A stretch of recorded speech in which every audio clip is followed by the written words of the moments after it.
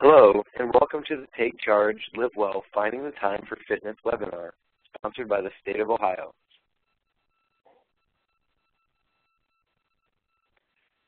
Setting time aside to exercise can seem like an impossible task. Even if you have the time to exercise, it can be hard to know where to start. We can help. During this interactive webinar, we're going to explain the FIT principle so you know guidelines to keep in mind when developing your exercise routine. We'll also provide tips to help you make the most of your workout in a time crunch, provide at-home exercise options, and we'll teach you to set goals the smart way so you are prepared for success. Finally, we will also be covering fitness resources available to you through the Take Charge, Live Well website at ohio.gov/TCLW. The FIT principle addresses all the things you need to consider when creating a safe, effective exercise plan. For one, you'll need to look at the frequency of your workouts. We will be addressing these considerations in more detail later, but in general, you should exercise 3 to 5 times per week. Second, you'll want to look at intensity. This is an often overlooked component of fitness. You may log your time on the treadmill, elliptical, or bike, but keep your intensity levels so low that you never get your heart rate up enough to experience the benefits. Or you may overdo it and reach an unsafe intensity level. The good news is there are plenty of ways to monitor your intensity so you can be challenged safely. The RPE scale refers to the rate of perceived exertion, or how hard you feel like your body is working. It is based on physical sensations that you experience during exercise, including increased heart rate, breathing rate, sweating, as well as muscle fatigue. Although this method is subjective, your RPE rating provides a good estimate of your heart rate during exercise. You can refer to the 1 to 10 scale on this page the next time you exercise to start practicing the RPE method. You can also use heart rate monitoring to measure your intensity. Your target heart range is the number of times your heart should beat per minute during aerobic exercise. To find your range, you want to start by determining your maximum heart rate.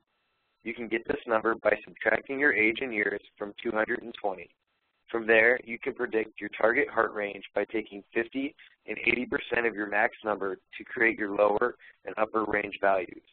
If you are just beginning an exercise program, you may want to aim for the low end of your target heart range and work your way up as your endurance improves. If you consistently exercise or are training for an endurance event, you want to aim for the higher end of this range. Keep in mind that the target heart range is only useful if you do not have any health issues. If you currently have health issues or take medications which alter your heart rate, consult with your physician to determine an appropriate exercise intensity.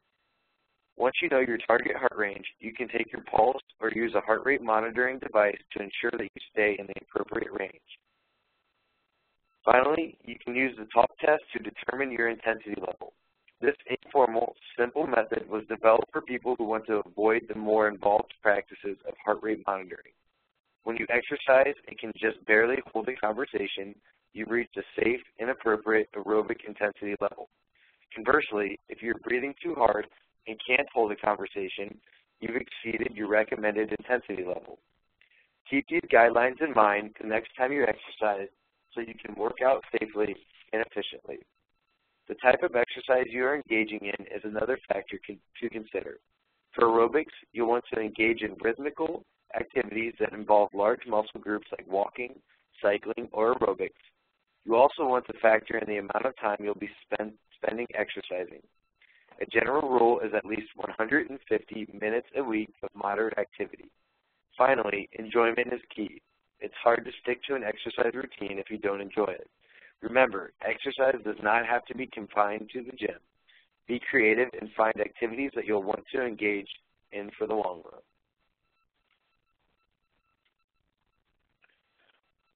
One of the most recognizable forms of exercise is aerobic exercise, which can be anything from running to tennis to aerobic dancing.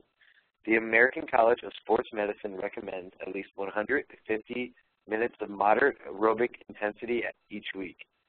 This can be achieved through 30 to 60 minutes of moderate aerobic exercise 5 days a week, or through 20 to 60 minutes of vigorous aerobic exercise 3 days a week. You can use the RPE scale or the talk test to determine if you are exercising at a moderate or vigorous intensity. If you use the talk test, please note that a moderate intensity should allow you to carry on a light conversation with an exercise partner. Vigorous intensity would be the point in which talking or carrying on a conversation becomes very difficult. Also, another important point, especially with our busy schedules, is that studies have shown that you can break each aerobic session into shorter bouts and reap the same benefits. For instance, you could complete 3 10-minute walks in a day instead of doing one 30-minute walk. This is great news if you struggle to find time to exercise, as you can disperse your activity throughout the day. If you are completely new to exercise or haven't exercised regularly in a long time, you'll want to gradually increase the time, frequency, and intensity of your workouts. Many people use an all-or-nothing approach and try to jump into a new routine with 5 workouts a week. This is unrealistic. You could start with exercising twice a week and slowly build up to 5 days a week. This will help you stick with your program and will also help you to avoid soreness and injuries associated with overtraining. It should be noted that you can still reap some benefits to aerobic exercise even without meeting the minimum weekly recommendations. Even one session per week can improve your health. Here's a list of the benefits associated with regular aerobic exercise. By engaging in aerobic exercise, you can better manage your weight. You'll also experience improved stamina, not only in your workouts, but in your day-to-day activities, and immunity to ward off illnesses. You'll also see a decrease in blood pressure and better controlled blood sugar. Aerobic exercise is best known for strengthening the heart and keeping arteries clear. The heart is a muscle that needs to be strong to pump blood efficiently, and aerobic exercise is the best way to strengthen it. You will also experience improvement in your mood and decrease stress levels. Finally, it can increase the longevity of your life.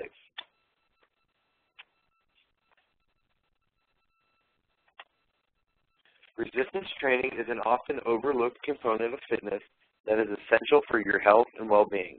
You can use free weights, resistance bands, weight machines, your body weight, or even milk jugs to perform resistance exercises. Regular resistance training can help you maintain your lean muscle mass, which is essential especially as you age. It can also decrease risk for heart disease and lower your body fat and blood pressure. It also helps improve your cholesterol levels. Perhaps the most significant benefits involved in resistance training relative to your musculoskeletal system. Bone density and muscular strength improve because of the weight-bearing aspect of the resistance exercises. Finally, you will experience improved posture and see a decrease in lower back issues as you become stronger. The American College of Sports Medicine suggests engaging in resistance training 2 to 3 days per week on non-consecutive days. You will need a day of rest from resistance training between workouts because your muscles need time for growth and repair. During these rest days, you can still partake in aerobic activity. Each resistance workout should consist of 8 to 10 exercises that involve the major muscle groups. You should aim to complete 1 to 3 sets of 8 to 12 repetitions for each exercise. Even one set of 8 exercises completed once a week has major benefits for strength and muscle mass, so don't think your efforts are wasted if you're a beginner. Each exercise should be full-range movements that are pain-free. Each repetition should be a controlled movement that is a constant speed throughout and free of any jerking motions. You should make sure to contract the involved muscles as hard as possible while maintaining the consistent, controlled motion. Finally, you should aim for a weight or resistance that challenges you by the last few repetitions of each set.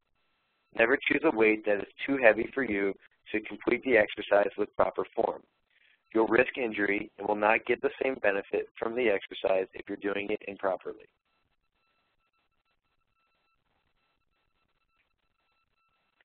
Strength training helps to boost your metabolism because of its effect on lean muscle tissue.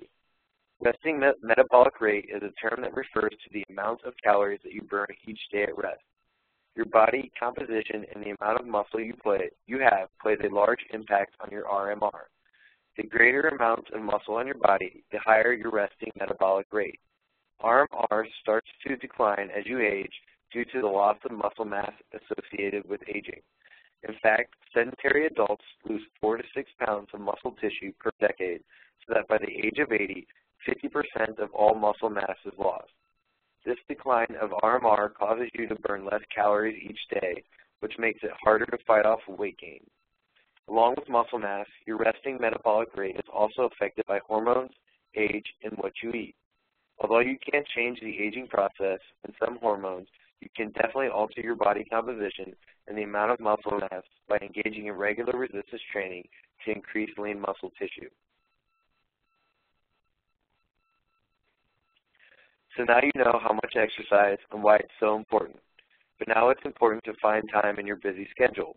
Here are some ways to make exercise happen in a time crunch. One option is to exercise from home. There are so many affordable equipment options, including resistance bands, stability balls, medicine balls, jump ropes, and kettlebells that you can use to create your very home gym at home. You can also take advantage of exercise DVDs that offer a variety of workouts for all fitness levels. Here is an example of a workout that you can complete at home with little equipment. If you have health issues or any musculoskeletal issues, you want to consult with a doctor before doing an exercise routine, including this one. This sample circuit is simply meant to show you how easily you can create a workout from home. A circuit is just a continuous movement with minimal rest through different exercise stations. Beginners typically complete a circuit of exercises such as this one time and perform 8 to 12 repetitions of each exercise. Intermediate and advanced exercisers may complete this circuit 2 to 4 times with the same repetitions per exercise. You'll notice you can also use at-home props like a chair or door jamb to assist with your workout.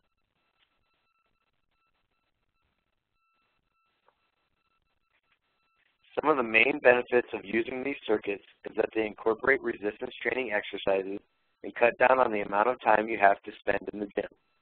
In circuit training, there are typically 8 to 10 stations of resistance exercises. Each station has one exercise, and you move from one station to the next with little to no rest.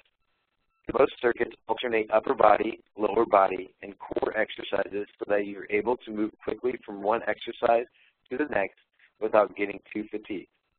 This offers a creative way to keep your resistance exercise workouts interesting while saving time. Another way you can stick with your exercise regimen in a time crunch is by incorporating high-intensity interval training into your aerobic workouts. This is a training technique that alternates high and moderate intensity levels and shortens the duration of your exercise session by getting more bang for your buck. A high-intensity level is any intensity that surpasses your ability to carry on a conversation if judging by the talk test, or any intensity of 7 or higher on the RPE scale.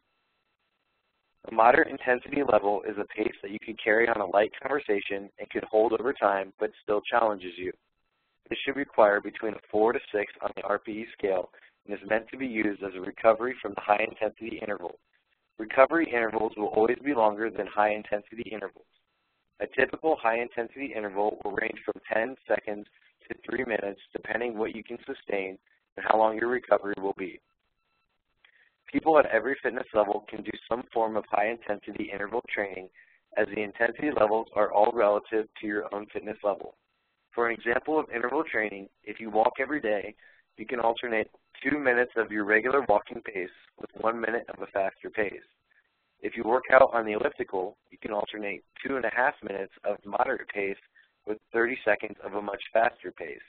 Your high-intensity interval can be defined by how fast you can go.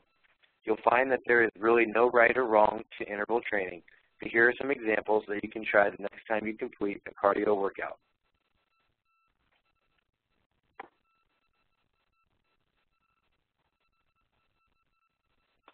The last thing to consider before starting an exercise program is specifically what you would like to achieve. You can plan for success by setting what's called SMART goals. Oftentimes, it's easy to make a goal and give up within a few weeks.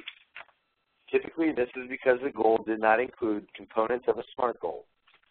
If you're ready to set some exercise goals, make sure to keep these guidelines in mind. For one, make sure that your goal is specific rather than broad or vague. For instance, your goal could be to increase your activity by walking more. Next, make sure your goal is measurable. You could say, I will start walking 3 times per week for 30 minutes. You'll also want to make sure the goal is attainable, so keep in mind what your fitness capabilities are.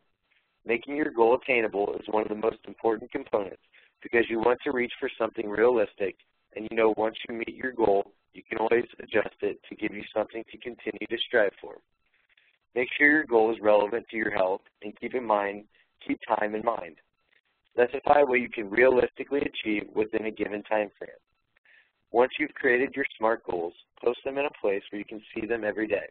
This will keep you accountable, especially when you're pushed for time. The Take Charge, Live Well program offers helpful resources and tools to help you achieve your SMART fitness goals through the Wellbeing Connect portal. Accessing this website is simple. Visit ohio.gov/TCLW and click on the Healthways tab. You'll notice this is the same website that you used to take your well-being assessment. Once you're on the Wellbeing Connect portal, you can choose the Manage Focus Areas option under the My Wellbeing Plan tab and add exercise and fitness as a focus area.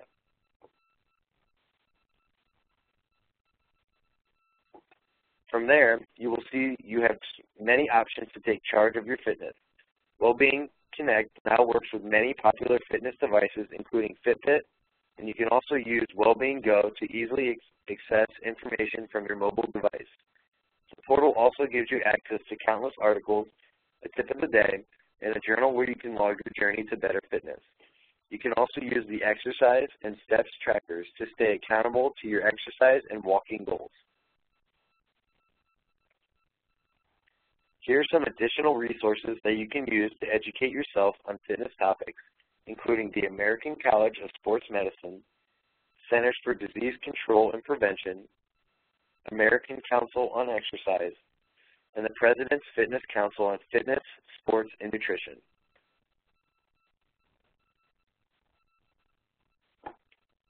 Thank you for attending Take Charge, Live Well, Finding the Time for Fitness webinar, sponsored by the State of Ohio. For more fitness resources, please be sure to visit ohio.gov/TCLW or call 1-866-556-2288 to initiate health coaching sessions.